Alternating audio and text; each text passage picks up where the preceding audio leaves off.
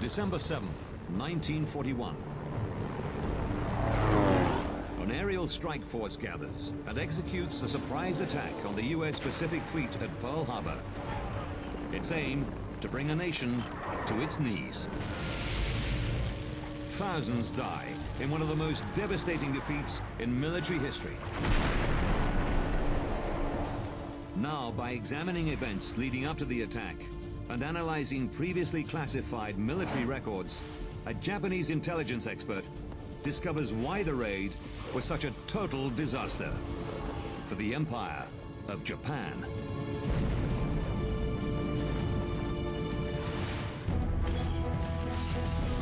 Disasters don't just happen. They are triggered by a chain of critical events. Unravel the fateful decisions in those final seconds from disaster.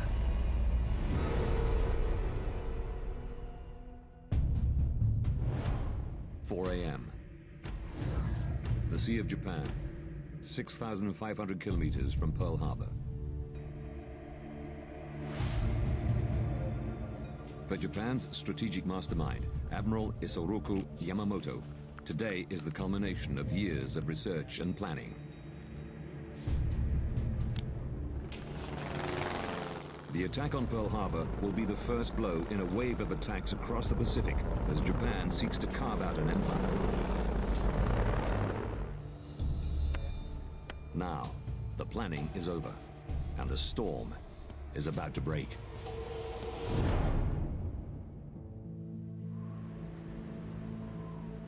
Aircraft carrier Hiryu, Central Pacific.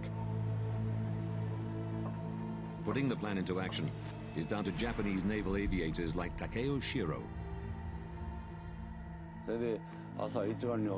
First thing in the morning, I woke up and went up onto the flight deck. There was maybe 50% cloud cover, so I thought this will be okay. We'll be able to attack. As the observer on a Type 97 carrier attack bomber, he'll be in the first wave of the attack that plunges his nation into war. I thought it would be one hell of a day. If Japan provoked or started a war, it would probably last for a very long time, and we might die here today. I thought it would be terribly serious for the country. The Japanese air crews who will spearhead the attack are under no illusions about the scale of the task that faces them.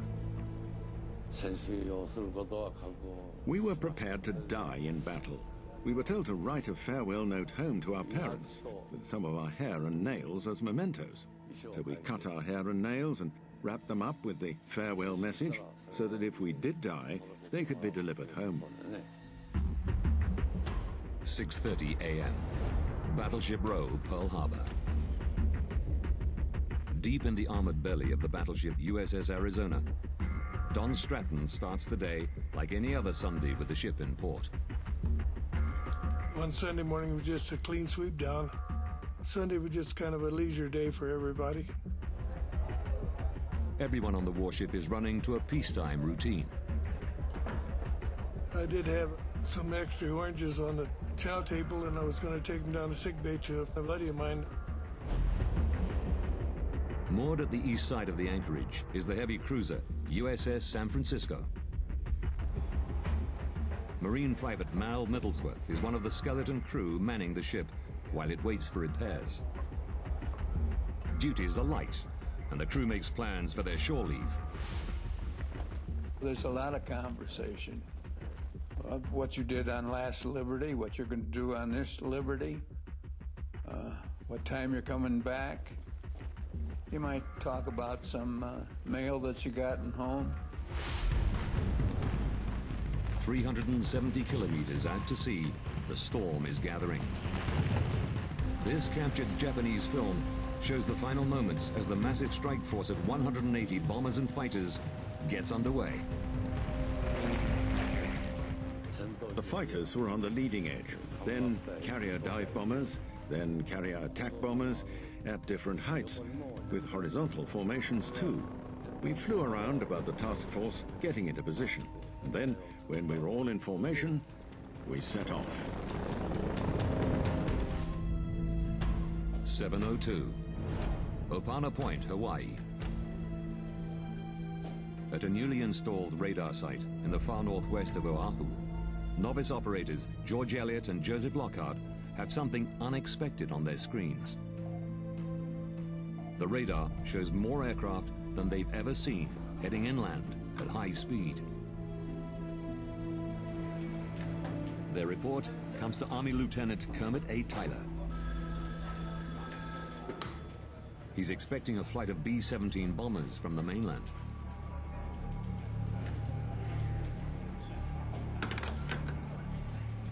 But the bombers of the 38th Recon Squadron are still hundreds of kilometers away.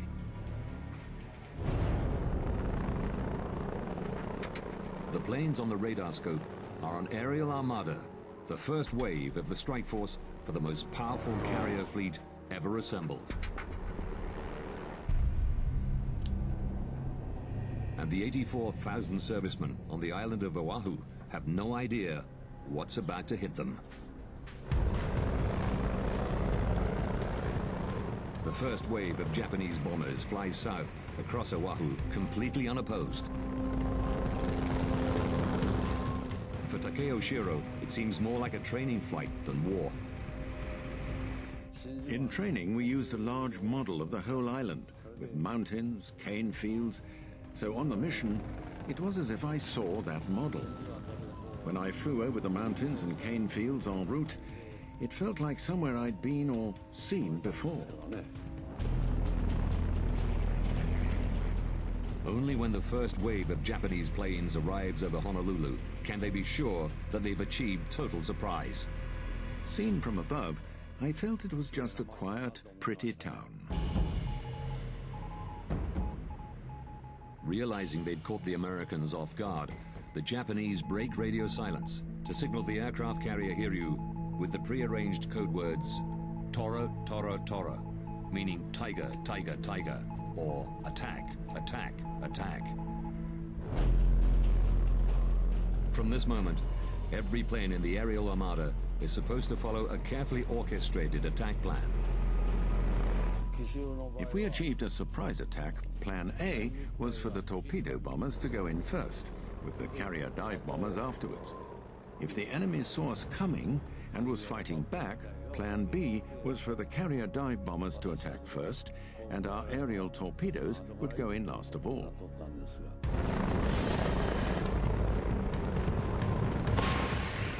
But when the attack leader fires a single flare to signal that they should execute Plan A, many pilots don't see it. When a second flare is fired, pilots who saw the first one think they're going for Plan B. In the confusion, the entire fleet attacks at once. We descended. We'd been flying between 3,000 and 3,500 meters since leaving the aircraft carrier until we dispersed, until we had the order to attack. Then we were told, all units attack. So in we went. 7:58 a.m.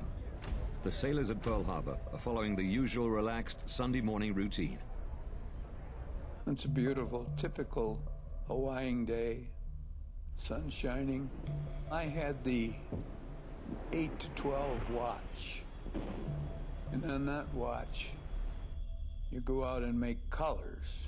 That means you raise the flag on the fantail or the back portion of the ship.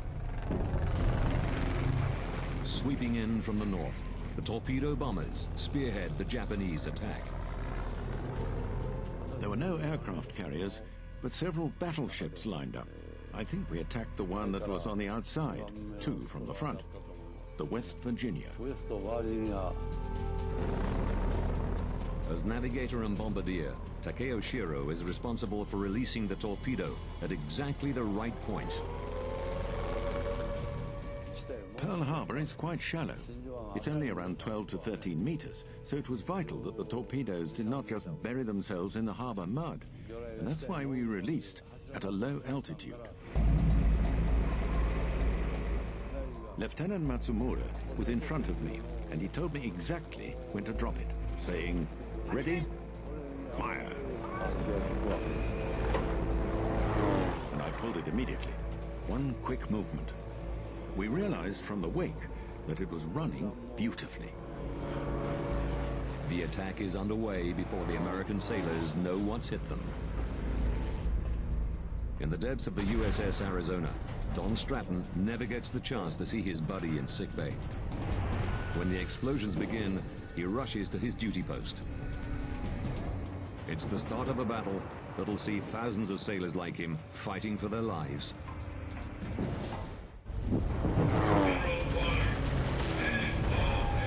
8 a.m. At Pearl Harbor, the peaceful Hawaiian Sunday morning is shattered by a devastating aerial bombardment. The onslaught catches U.S. servicemen like Mal Middlesworth completely off guard. I heard this horrible explosions. And I thought, my God, what are they doing? On Sunday? It's obviously a drill, but it looks very realistic. Together with more than 1,000 other sailors on the USS Arizona, Don Stratton is plunged into the fight of his life. I went out on the forecastle and the sailors were pointing and hollering and pointing toward Ford Island, and looked over there, and we could see the bombs landing and the planes banked, and we could see the red sunrise on the planes, and we knew right away it was the Japanese.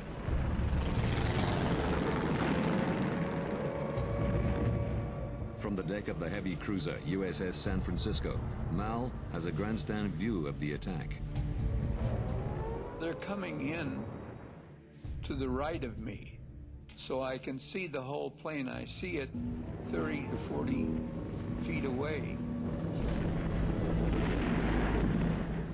One of the planes he's looking at is Takeo Shiro's B-5N Kate torpedo bomber. After firing the torpedo, we passed over the West Virginia's mast, high above their bridge. When I looked, the sailors on the West Virginia below me were running across the deck, trying hard to climb up to the bridge. While some were running, others were also diving in.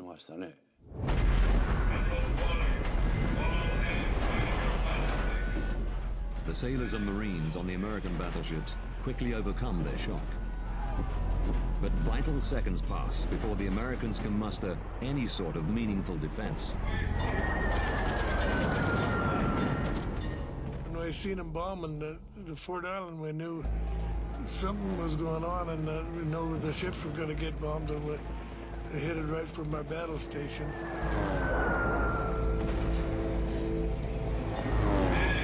Don Stratton's job is to feed information to the anti-aircraft gunners on the port side of the USS Arizona. That's up about 5 ladders to get to up there to the sky control platform, they called it. But the other side of Pearl Harbor's main anchorage, Mal Middlesworth is stuck on a ship with no fuel and no ammo. There wasn't anything that I could do to respond to the situation. When you have the watch, the Marine has a .45 caliber pistol. I think the helplessness was one of the major feelings that you had. What can I do? How can I help? How can we get out of this mess? There was nothing we could do at the time. 8:02.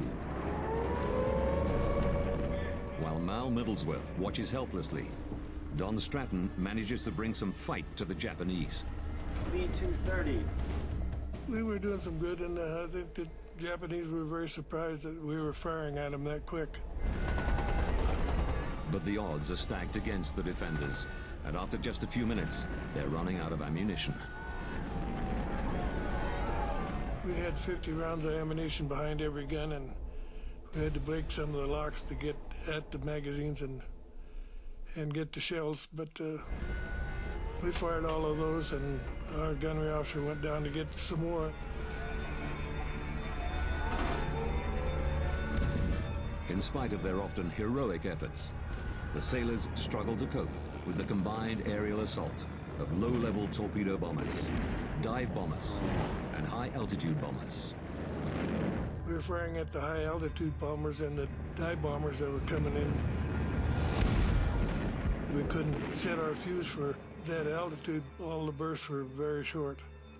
They were higher than we could get to them. To provide some record of the attack for the Japanese High Command, Shiro's pilot, Lieutenant Matsumura, climbs, then turns to allow him to take photographs. The shot becomes one of the most famous images of the attack on Pearl Harbor.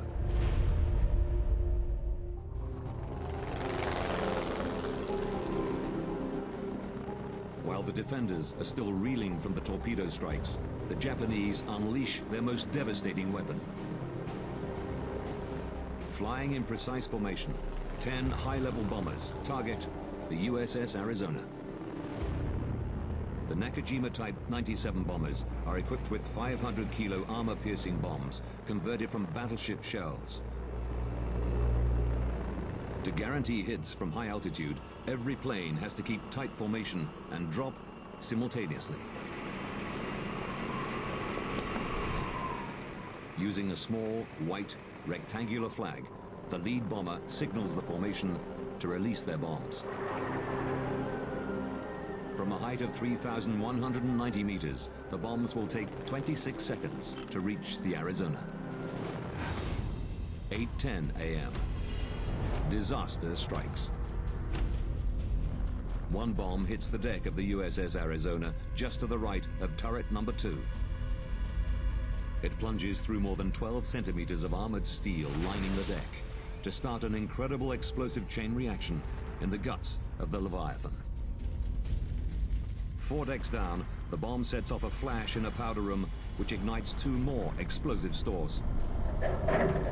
The superheated gases from the explosion smash into the 33-centimeter armored wall of the front bulkhead and deflect upwards, causing a huge fireburst in front of turret number 1.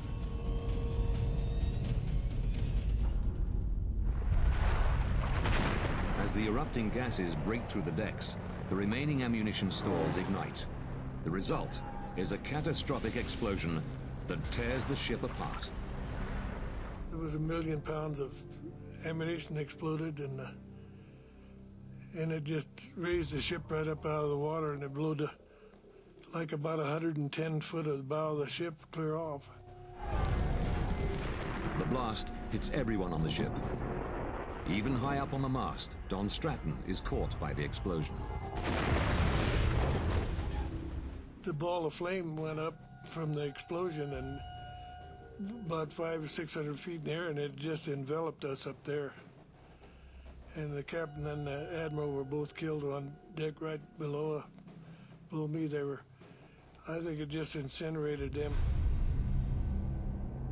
From his watch position on the cruiser San Francisco, Mal Middlesworth looks on helplessly as the explosion heaves the 30,500-ton USS Arizona out of the water.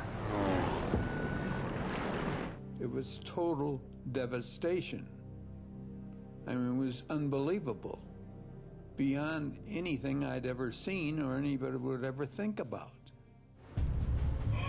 On board the Arizona, Don Stratton is miraculously still alive, but only just. My face was burnt, and I lost a part of my ear, and my back was burnt. My T-shirt caught on fire, and this side is pretty well burned up. And everyone else on the ship is either dead or too badly hurt to help. The fire is raging. The only hope of survival is to get off the ship and get onto the neighboring repair ship, USS Vestal. But they're 18 meters above the water, and the sea is aflame with burning oil. We seen a sailor on the Vestal, and we got his attention, and he threw us a heaving line. We pulled that across. We tied that onto the Arizona. With burns covering 65% of his body, Don Stratton is in excruciating pain. But there's no one to help. If he wants to live, he has to get himself out of there. His skin is badly burned, and gripping the rope is hard. When we started to cross the line, it just took the skin off my arms just like you would take off a stalk. We proceeded to crawl across the line hand over hand to the vessel, which were probably about 70 feet across and about 45 feet in the air.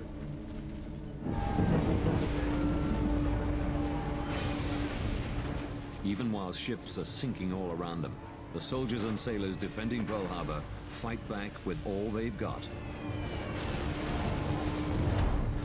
8:30 a.m. As suddenly as it began, the onslaught stops. Once the first attack was finished, you didn't know what to expect. There were rumors that the Japanese were landing on the North Shore. So nobody really knew what was going on. Nobody knew if there was going to be a second or a third attack. But we had that interval to get weapons and ammunition. The U.S. Army has been caught hopelessly off guard. They use the precious minutes to get a few fighters into the air. And the Japanese have not yet finished their assault. 8:50.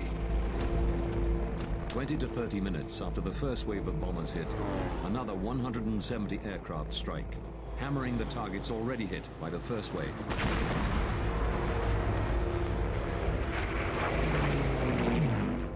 The other main targets are the airfields, which are subjected to furious strafing and bombing attacks throughout the morning. Because of fears of sabotage, the U.S. Army's planes are gathered together to make them easier to guard.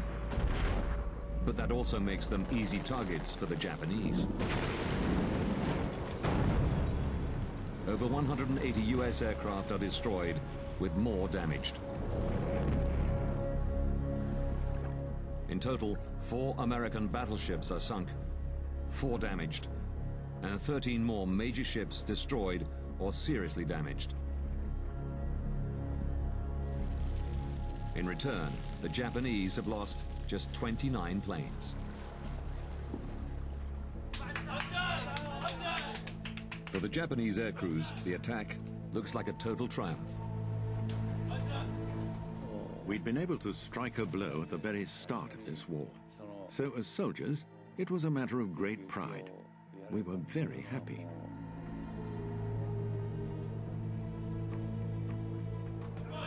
When the Japanese pilots return to their carriers, they receive a hero's welcome.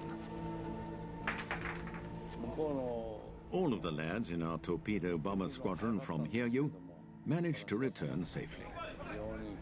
When we got back, sailors on the ship greeted us with cheers of Banzai. For Takeo Shiro, relief is the overwhelming emotion.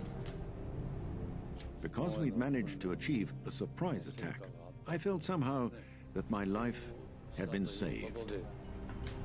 With their mission complete, the air crews are allowed a few minutes to take in their accomplishment. The captain had the whole crew assembled and voiced his appreciation, saying, "Thank you for your hard work." For the Japanese air crews, the attack is a total triumph.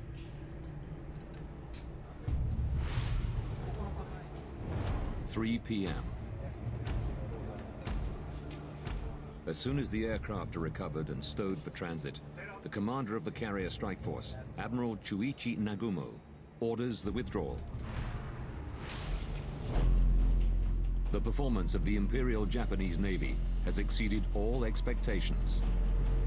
The attack has sunk more ships, and losses have been lower than in even the most optimistic Japanese predictions. But even so, it has in fact totally failed. The Sea of Japan, 6,500 kilometers from Pearl Harbor. Amidst all the joy of a successful attack, all the congratulation, one man is not swept away by the excitement of victory. The mastermind behind the mission, Isoroku Yamamoto, can see what others can't. Far from being a triumph for Japan, the attack is an utter disaster.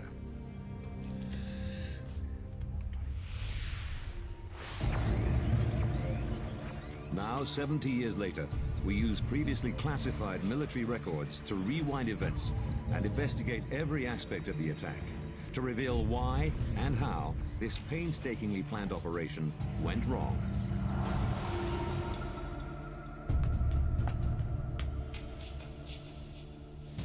Japanese intelligence expert Tosh Minohara will uncover a series of miscalculations by the Japanese military that led to disaster on a scale that totally changes the course of the nation's history.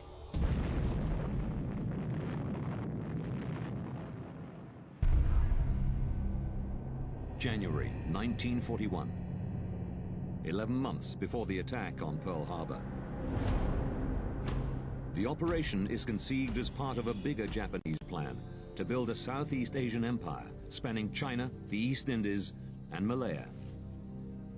The Japanese Army's plan in the South was to secure Japanese resources, war-making resources.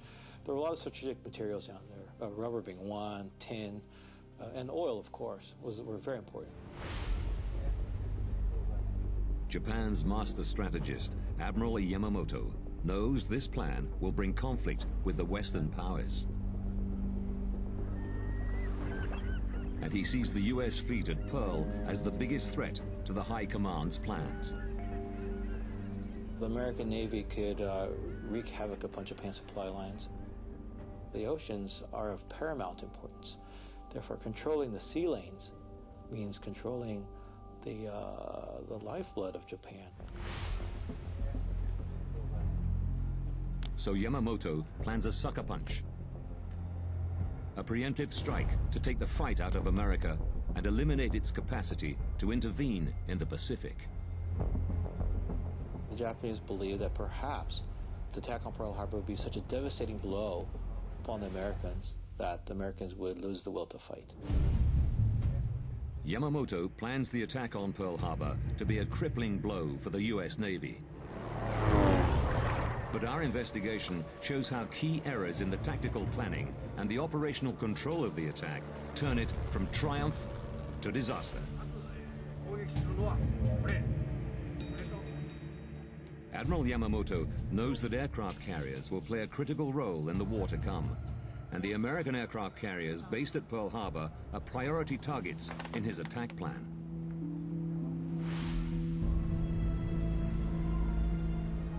Throughout the build-up to the attack, the Japanese task force receives regular intelligence about the U.S. ships at Pearl. December the 1st, 1941. 6 days before the attack, they're still uncertain about the disposition of the American carriers when they receive the coded message, "Climb Mount Niitaka," ordering them to proceed. Just hours before the attack is due to start, the task force receives a critical update. The Japanese received intelligence more than 6 hours before the attack that there were no carriers. But they also knew that the Americans were not prepared for this attack. Fortunately for the Americans, the aircraft carriers are not in Pearl Harbor at the time.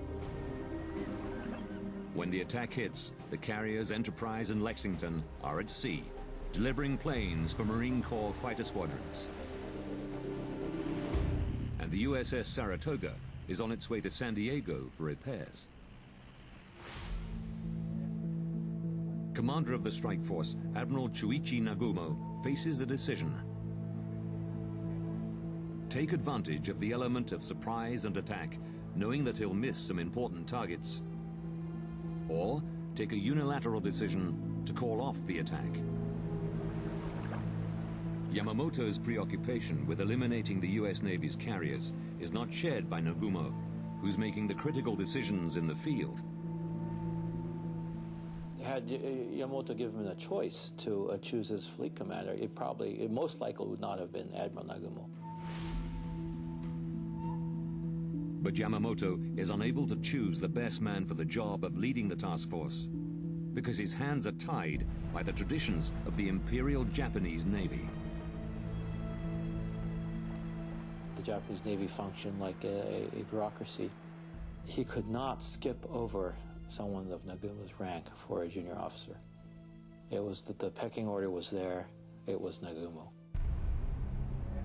And with Nagumo in charge, there's just one priority for the Japanese attack. The most important Japanese priority during this attack are the battleships. They want to knock out as many ships as possible. Because of Nagumo's preoccupation with the battleships, the attack is launched, even though there's no chance of hitting the US Navy's vital aircraft carriers. It's a critical mistake.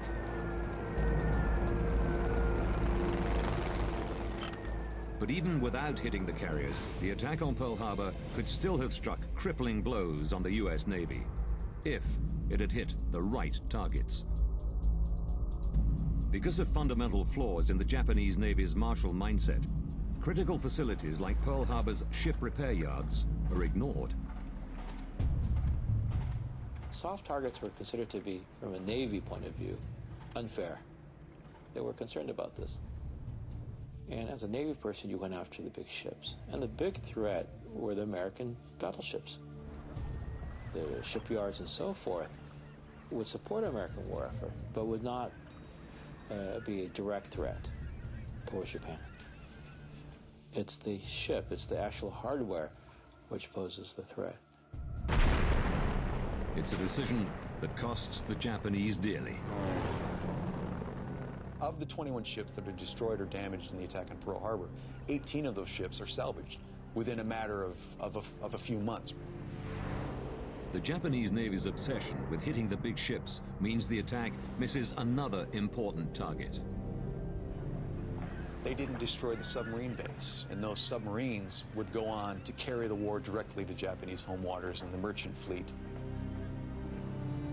In the end, it's the submarines operating out of Pearl Harbor that strangled Japan into submission, totally cutting it off from supplies of food and resources. But perhaps the most devastating blow the Japanese could have struck on the day was an attack on the US Pacific Fleet's fuel storage facilities. The Pearl Harbor tank farm contains more than 650 million liters of fuel. Enough to fuel the Pacific Fleet for 10 months. Americans simply would not have been able to maintain the Pacific Fleet in Pearl Harbor without those fuel tanks.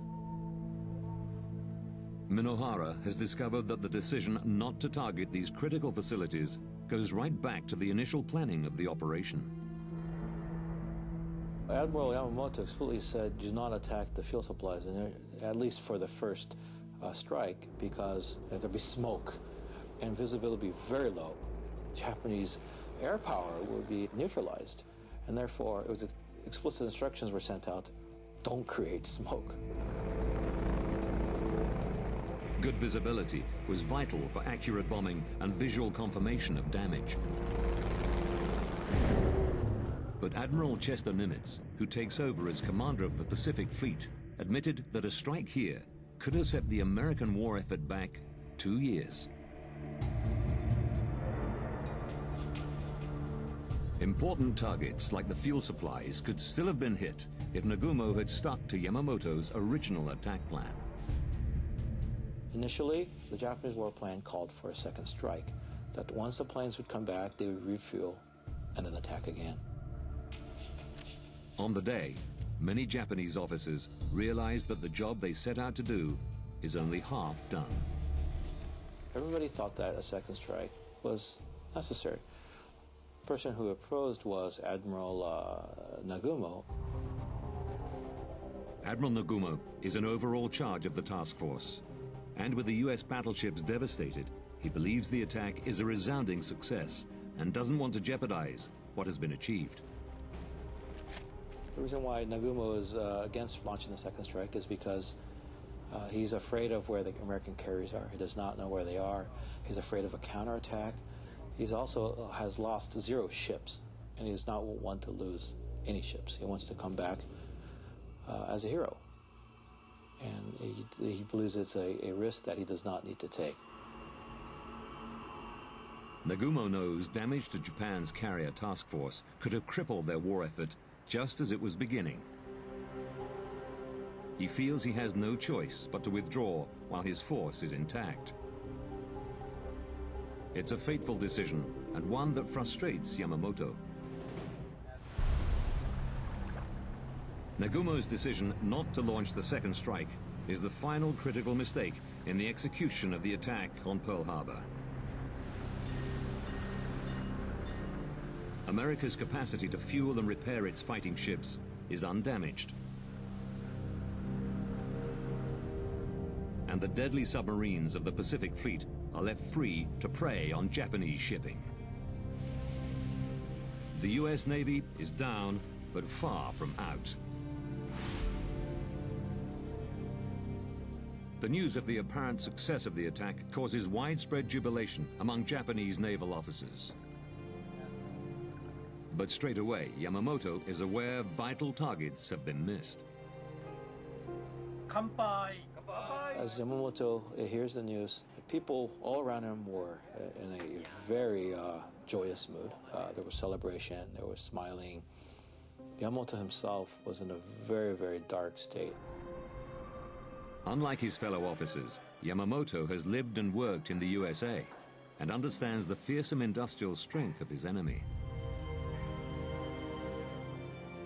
He fears his sucker punch will prove not to be the knockout blow he was hoping for.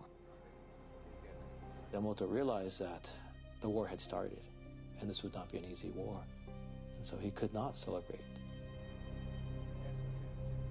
What Yamamoto does not realize is that another critical element of his plan has gone wrong. One that will have dire consequences for Japan. The attack on Pearl Harbor is supposed to cripple the US Navy Pacific Fleet and crush American morale. The United States of America is not demoralized. Just the opposite. The nation is enraged and discovers it has an appetite for war.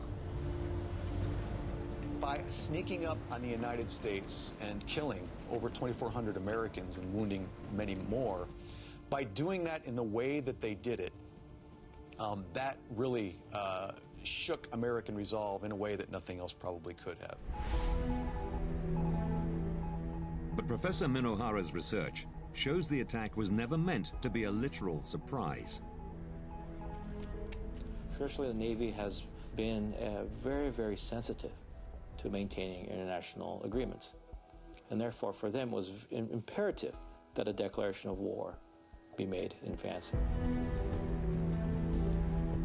But to maintain a tactical advantage, the Navy plans for a warning message to be delivered to Washington just before the start of the attack. But the timing is too tight for the diplomats of the Japanese Foreign Ministry.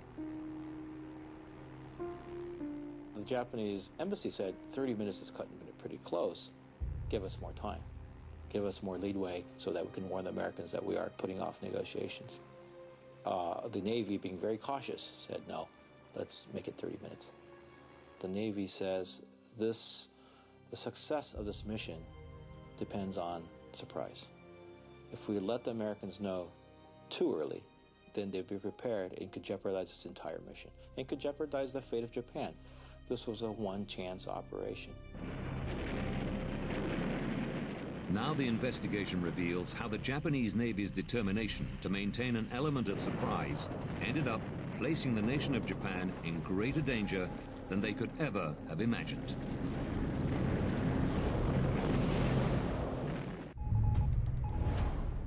December 6th, 1941. The day before the attack, the Japanese begin transmitting a lengthy message to their ambassador in Washington. It is to be delivered to the American Secretary of State, Cordell Hull, at 1 p.m. Washington time, 30 minutes before the attack begins.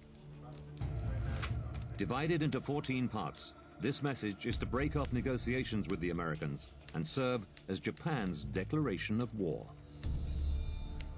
The problem was with the last 14th part. And according to the embassy staff, I mean, they have their say, and they said it came very late. That they had waited, it did not arrive, they thought that it'd come in the next morning. The delay is fatal. Before the message can be delivered to the Americans, it must be decoded and transcribed. Normally they would have an American staff. She would do the typing and so forth. All American staff were asked to leave the embassy. And so this was done by the Japanese diplomats. And they're not used to typing. They were probably finger typing, and it just took up too much time. But in spite of all the Japanese efforts at secrecy, the Americans are listening in. The Military Signals Interception Project, codenamed MAGIC, is intercepting every message to the Japanese embassy. So they knew pretty much everything that was taking place between Tokyo and Washington. And interestingly enough, they knew before the Japanese ambassador. Nomura himself knew. The signals intercepts confirm American suspicions that something is going to happen, but they don't give any detail about what's going to happen or where. Without this critical detail, all they can do is issue warnings to military bases across the Pacific. December 7th, 7:48 a.m. As Takeo Shiro's plane approaches Pearl Harbor, the warning still hasn't arrived. And as the first bombs fall, the Japanese ambassador is still waiting for the transcription of his message to be completed. He has to delay his vital meeting with the American Secretary of State, Cordell Hull. And by the time the warning message from Washington makes it to Honolulu, the Arizona is burning. Because the Americans don't get the declaration of war before the bombs start falling, they view Pearl Harbor as an underhanded sneak attack. This was an attack on American soil, and even peaceful Americans were not going to tolerate that. Once attacked, the Americans were going to fight back. To most of the Japanese high command, the late delivery of the message is just a detail, and the strength of the American reaction shocks them. They did not realize that this would strengthen the American will to fight, that you would unite a divided America. But to the architect of the plan, who knows America and understands his enemy, it is a critical failure. Admiral Yamamoto was shocked to hear that the declaration of war came late. He felt that this was a tremendous blunder, that this would harden American will to fight. We can now reveal the series of critical blunders in the planning and execution of the attack on Pearl Harbor that meant that this overwhelming tactical victory led to the beginning of a disastrous war. 6 days from disaster, the Japanese carrier task force is committed to the attack. 6 hours from disaster, intelligence reports reveal the strike force will miss the American aircraft carriers at Pearl Harbor.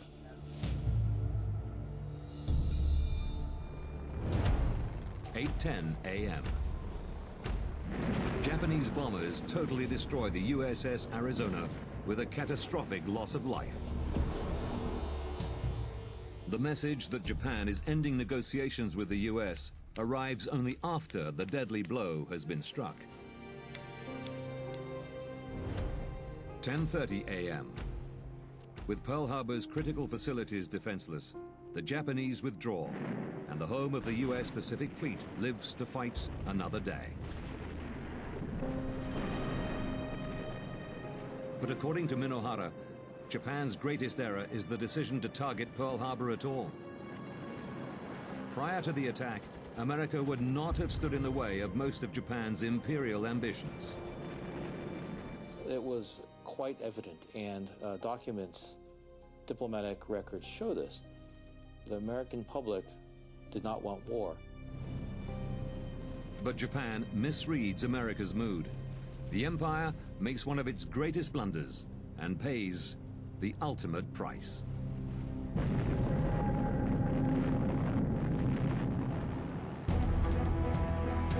Seconds from Disaster is back at the same time tomorrow. Stay tuned to National Geographic Channel to catch up with the latest episode of Doomsday Preppers.